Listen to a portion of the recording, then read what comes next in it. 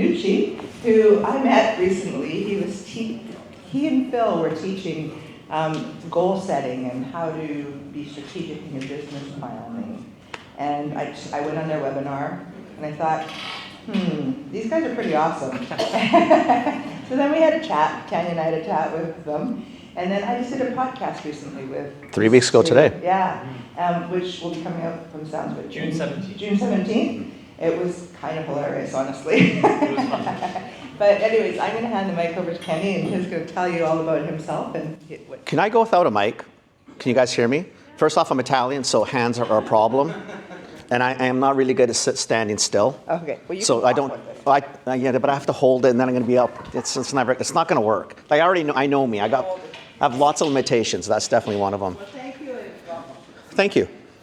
So you guys can hear me. There's no issues with sound. Okay. So my name is Kenny Vannucci. I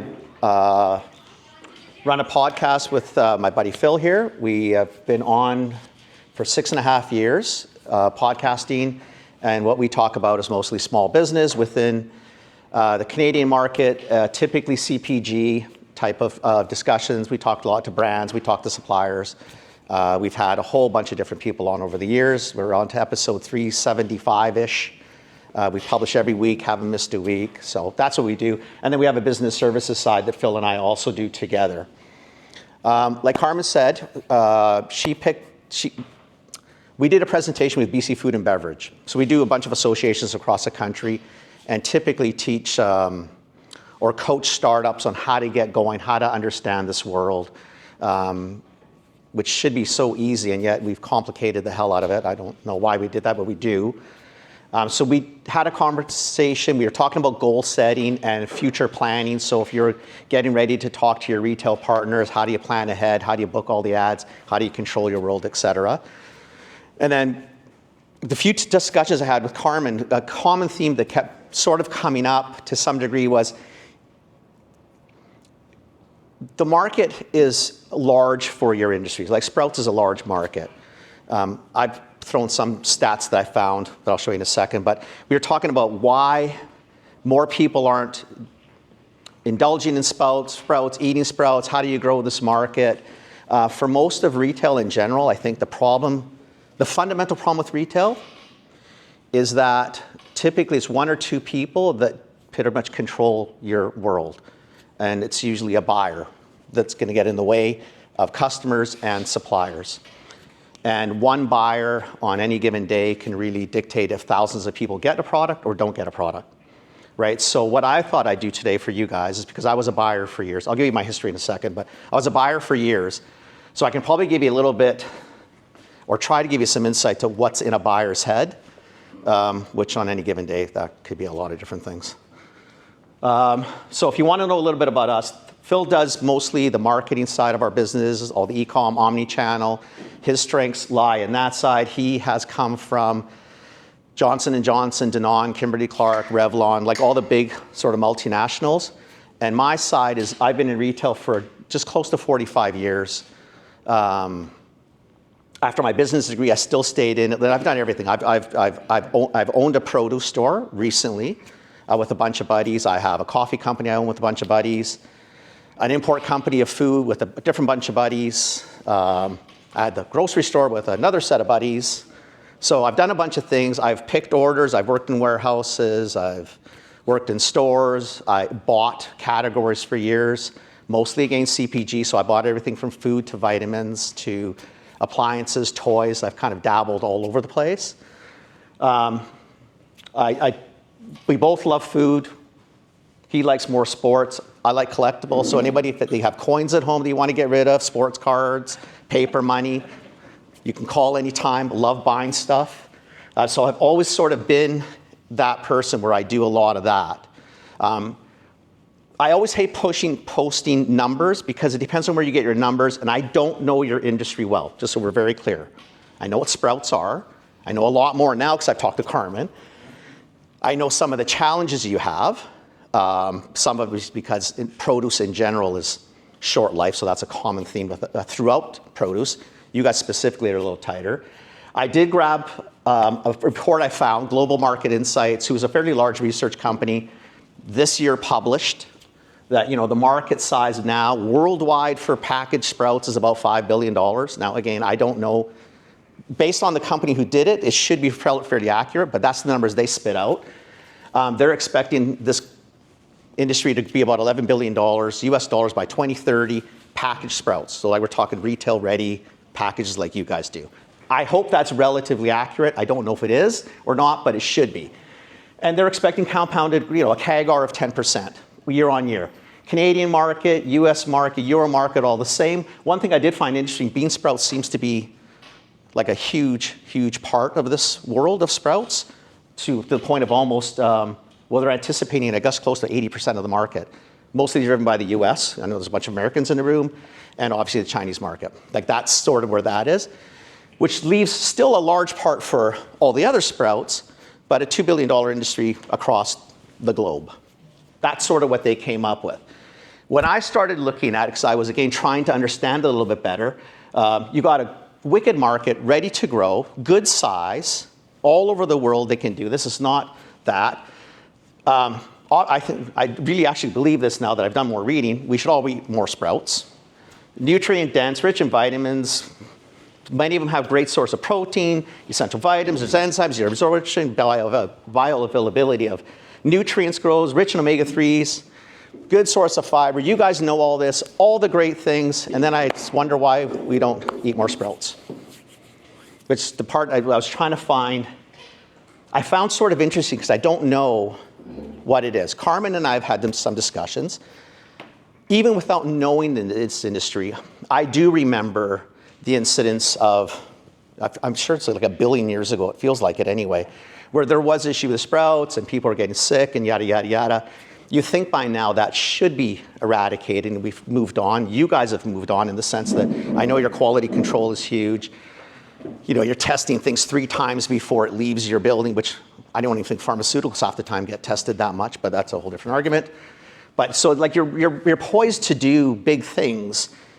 It's what are maybe some of the stumbling blocks?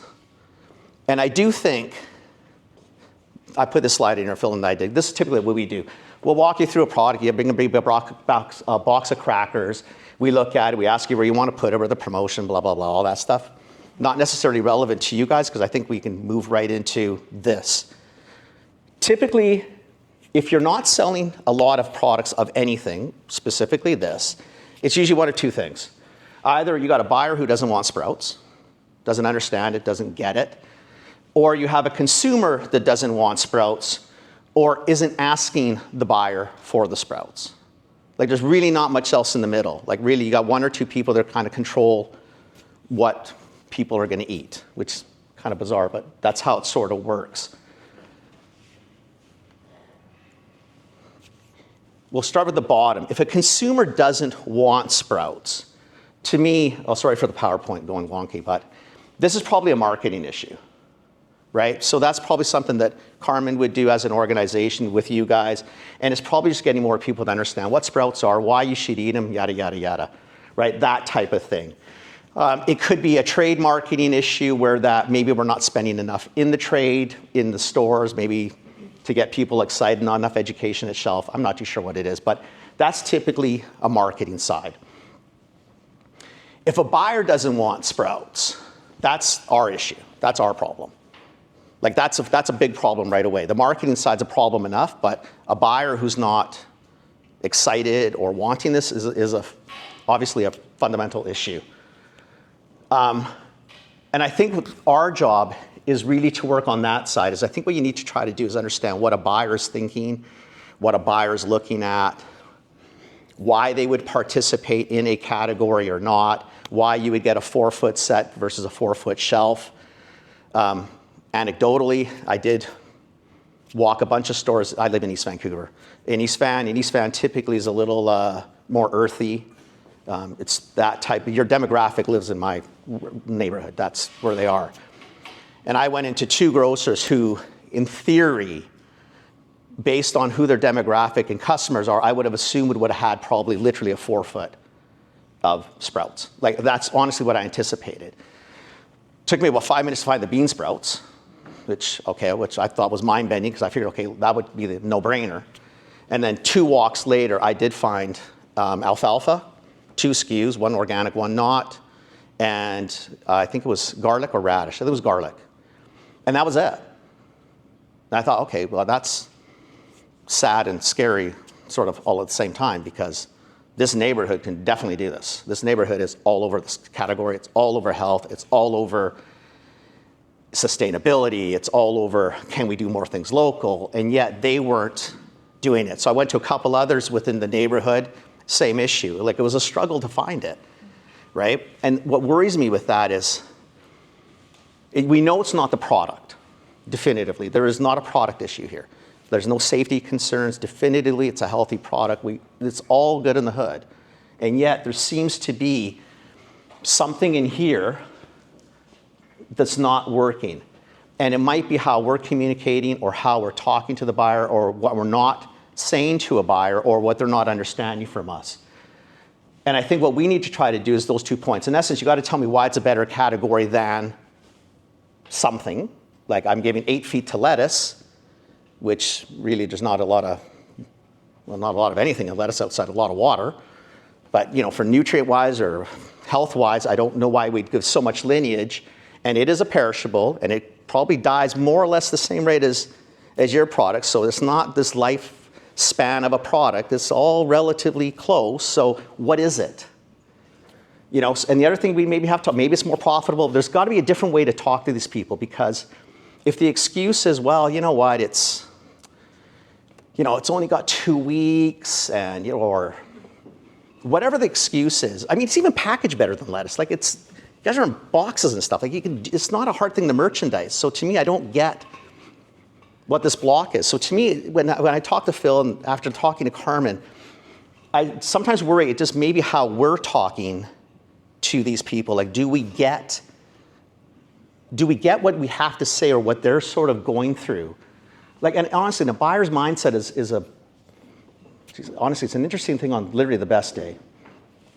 But I think some of the things we need to look at is, you know, what does a buyer worry about? Like, when you came to see me when I was at London Drugs for years, the people that sold me best really actually understood what I needed, or what my issues were, right? So you can read this, you don't need me to read it, but it was really more of this, like if you needed to understand, you need to understand what I was doing, what I was trying to do. You needed to understand my pain points. Like, what was I after? Was I after more market size? Was it basket size? Was I trying to go down a healthier path? You know, there's a lot of back-end money in retail. Was I looking for more co-op or trade spend or whatever it was? But I think you just needed to really get into the head of me to figure out what is going to get him excited, or if it was, you know, woman, her excited to actually make this decision to do something. And I think sometimes we don't spend enough time to really understand what their issues are, right? With some of this, like on this one, you know, if you're going into Kroger's or you're going into Loblaws, there's 75,000 people in the waiting room waiting to get in. It's not just you. You know, if we're going to be a $10 billion industry in 2030, that is a nice big number, but, you know, they'll do that in butter. Right? What do they care? Like, what are you bringing to them to get them to have you come in quicker or not worry about this? You know, if you're in a small store, like I owned a produce store, and I actually was the produce part-time buyer because I have 50 other gigs on the side. But I would go in, so I did buy the produce. I was buying, you know, the peppers, and I was buying all that stuff, and I understood shelf life, and I knew what I was trying to do, and I knew my margins, and I knew what I wanted to achieve, and I was buying all the CPG as well. But I'm buying at that point like 1,500 SKUs, 2,000 SKUs, and they're different. I can buy a box of crackers 6 months on the shelf. I don't have to sweat. But if I was buying lettuce or sprouts or tofu or, you know, whatever it was, tomatoes, it's a whole different mentality. I got to figure out where I'm going to store these, cold chain, how long it's going to last, all those types of things. So there's that. And then right now, whether you're in the States or Canada, and I'm sure other parts of the world where you're from, is supply chain sucks. It's a freaking disaster. We're still out of a lot of stuff. Prices have gone through the roof. I don't know where staff went. We had tons of people pre-COVID. We didn't lose, we lost a lot of people. We didn't lose that many people. I don't know where all the staff went. There's no staff in stores. Stuff sits in back rooms. Stuff doesn't get to shelves. Like all those types of things are playing into it as well. So there's a lot of stuff that's going on in a buyer's mind, not just that. Then, the typical excuses that everybody has. My inbox is full. Invoices are piling up. Vendors have stopped shipping. Vendors can't ship. How do I get stuff? Someone phoned in sick. On and on and on. All these things that just kind of block what we're trying to do and get ahead. So, knowing some of these roadblocks, I think what we wanted to try to do today was just get you to think of the ways to maybe enter that relationship, enter the building, whether it's a store, whether it's the wholesaler, which is a step in the middle because now you've lost the connect with the actual store, or whether it's an office, is trying to understand where everybody is sort of at. First thing I think for the biggest part is most times people don't understand that whatever your view of the business is, whatever your view of the world is, isn't necessarily your buyer's view. Buyers worry about a lot of different things outside of specifically your category or what you're trying to do in your category. For the most part, when I was buying, I bought multiple categories at the same time. I was spread out over, I had almost 10,000 SKUs at the peak when I was buying.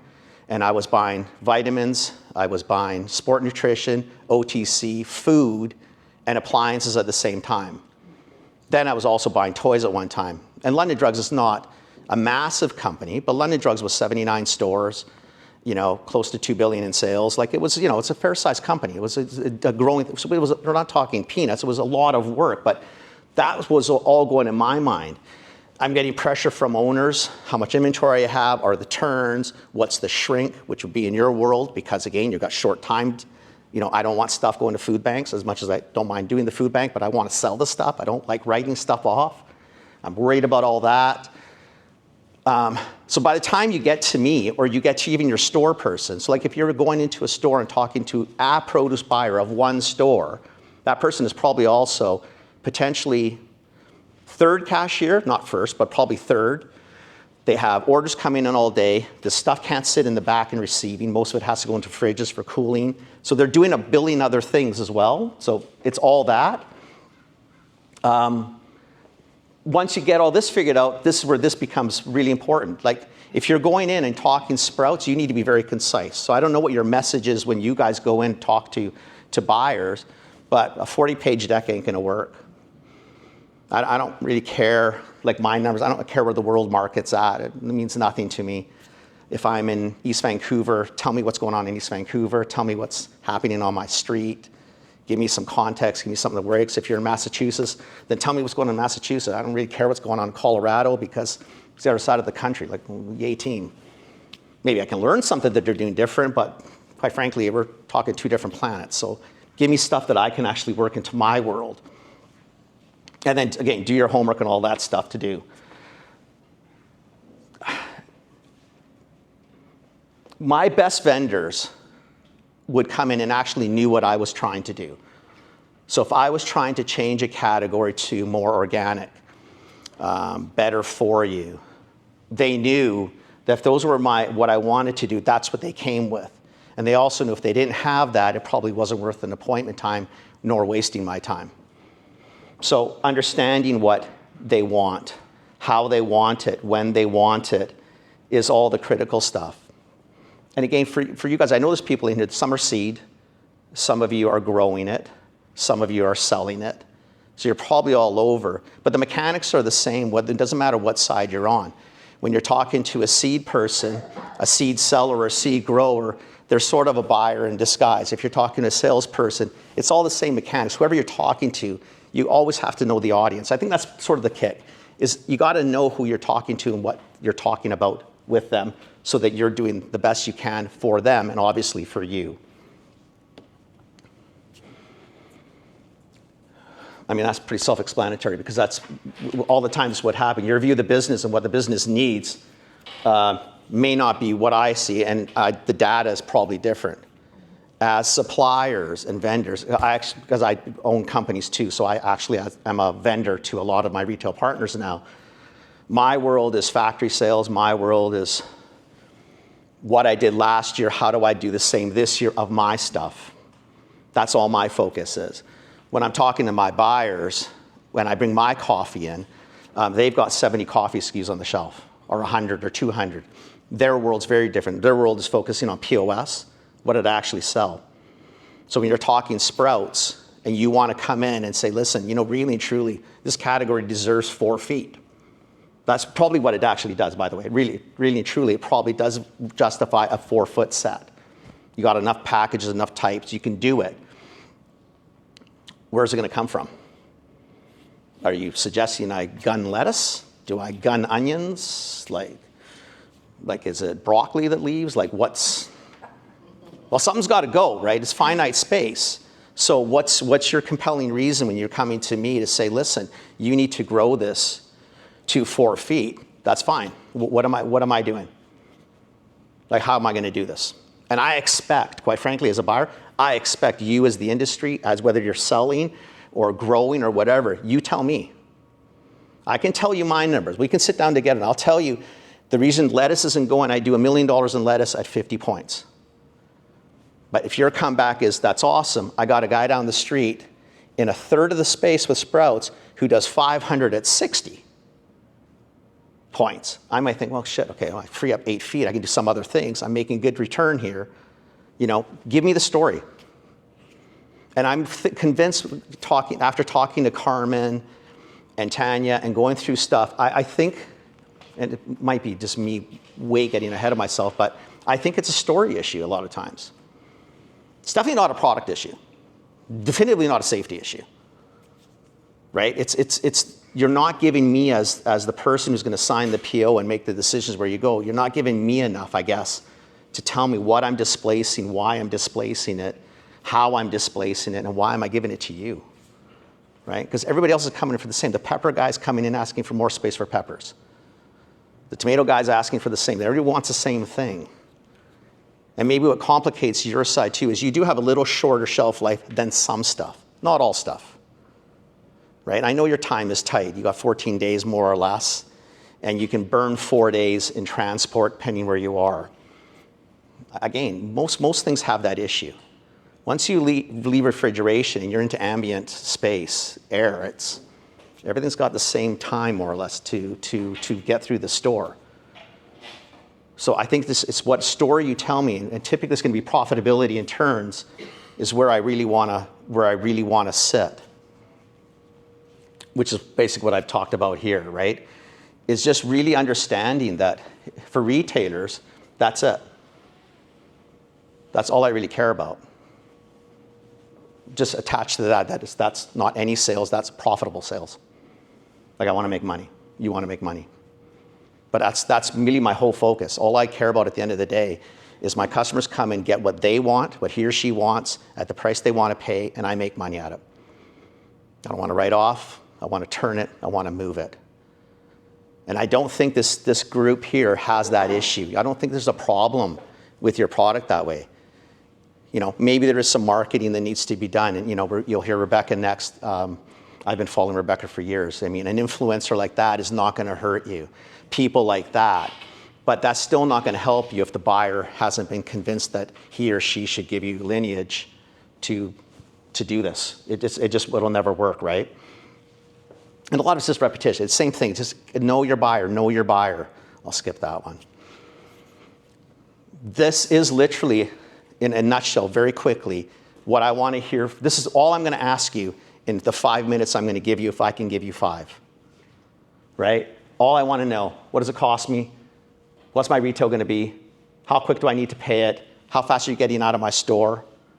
Your product, not you specifically, your product. Well, you too probably, because I got 20,000 people behind you, but specifically your product.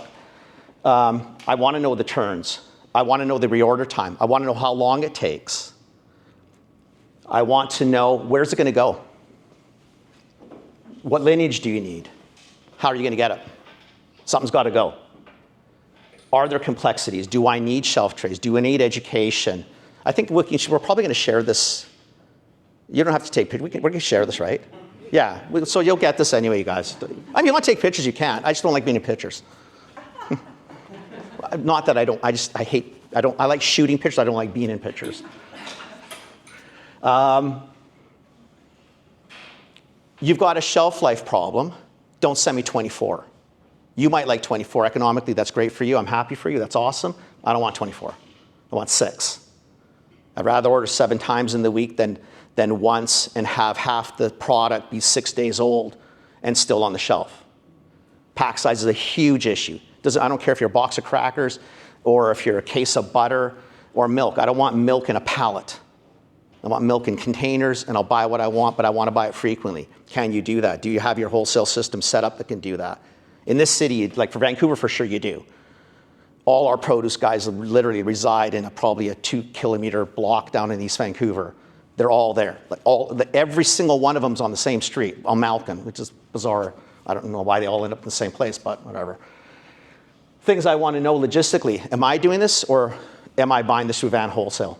If I'm buying it through Van Wholesale, that's great for me because my tomatoes are going to come from there, my salads will come from, other things will come from it, or am I buying direct from you? If I'm buying direct from you, I understand it might be more profitable, but I hate AR. I do not want to be a collection agency. So I'd probably rather buy through the distributor, maybe make a few less points, or you make less points, because I'm a retailer, I don't like losing. You worry about that, but it's easier for me, because now I can buy you with my other things. So again, your selling technique, I don't know how you guys sell. I don't know if you try to go direct if you can, or if you do try to go through wholesalers. And every retailer will be different. I like wholesalers. I understand the margin's a little different, but I like it because it's easy for me. Cold chain, obviously an issue with you guys because you can't have stuff running, in the middle of summer at 95 degrees in a truck, nor in the middle of winter at minus 95 in a truck, right? So that adds complexity. The shelf stability we talked about. I don't care about the world outside of except when we do things like this, but I would love to know if I'm a produce guy in East Vancouver and I got one store, tell me the hood. If I'm in Louisville, don't tell me what's happening in the next state or the next city. I don't care what's happening in my city. Now, if I'm a chain and I'm across Kentucky, yeah, give me Kentucky. Tell me whatever you want to tell me. But make it make sense for me as whoever you're talking to at that time. I want to know what you're going to do, what you're doing, and how it's going to impact me. And then obviously, if you have proof of sales, it's selling here, it's selling there, like we just talked about, that type of things. And then the key data would be obviously the same. It's just numbers. How much am I making? How much are you making, et cetera? And I don't think this is even grocers or retailers. Retailers in general, what they want is my best vendors were the ones who brought me something. And I don't mean a trip or a coffee. I don't really care. I was more interested in bring me some information. Tell me something I don't know. Tell me how I'm going to make more money today, satisfy more customers, build a bigger basket, have less write-offs. Like, give me that. Give me that story, and I can talk to you all day. And then again, it's just reading. Just understand. Just really understand what your buyer wants, right? And be that person. Be a source of education. And I think you guys can definitely do that. You guys have. Just talking to Carmen and a little bit to Tanya at the time, you guys know your shit, man. Like, you know your stuff inside out. Like, there's nobody's that's gonna quiz you on this. And it's not a hard story. We're not selling Coca-Cola here. Like, you can't make Coke into a health play. There's really not a redeeming qualities. Makes you smile. It's nice. I like a Coke on a good day.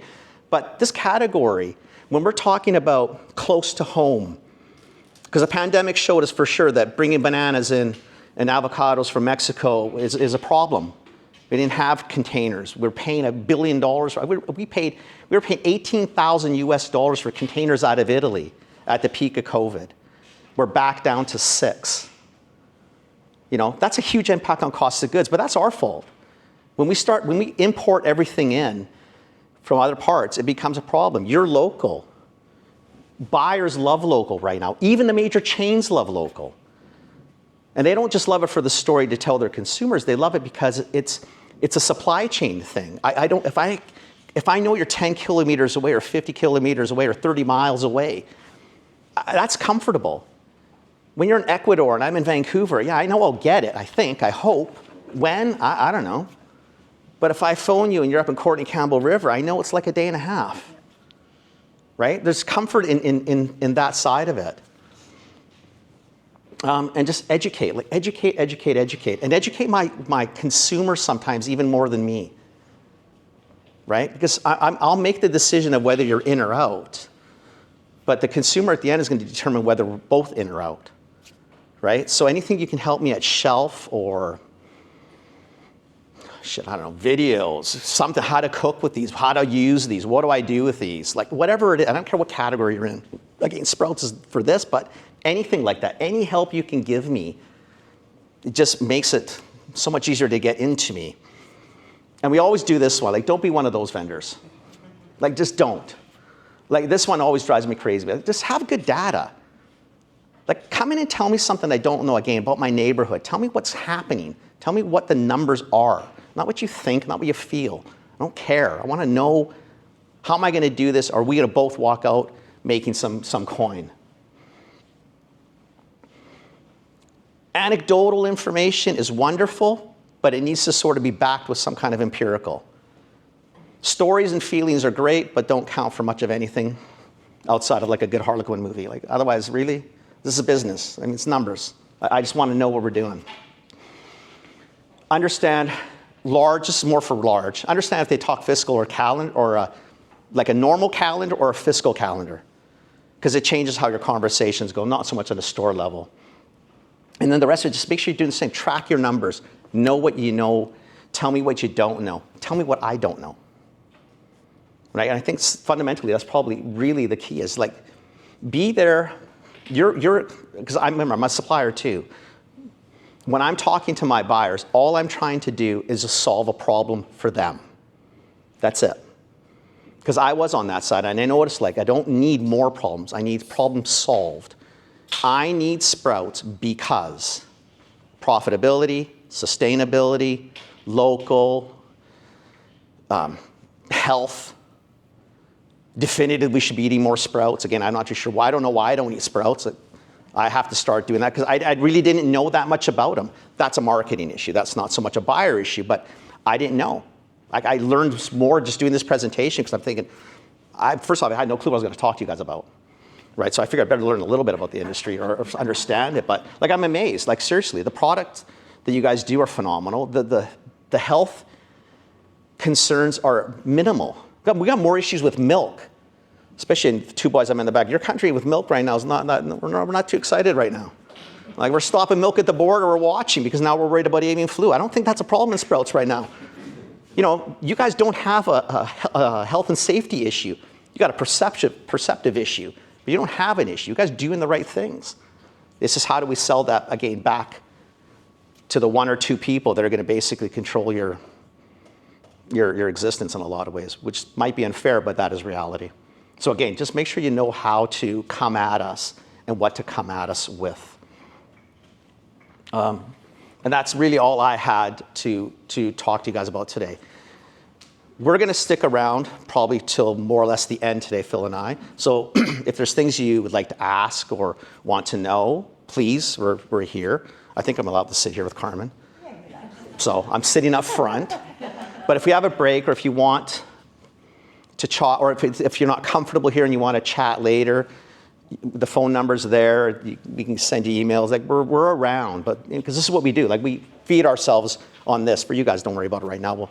This is easy. I love doing this stuff, but I hope that was insightful. I hope it gives you something to think about and maybe a different way to walk into a chain grocer or your local grocer or even your produce, your wholesaler. That's another buyer. So you guys, I think that was a lot of information, which was awesome. I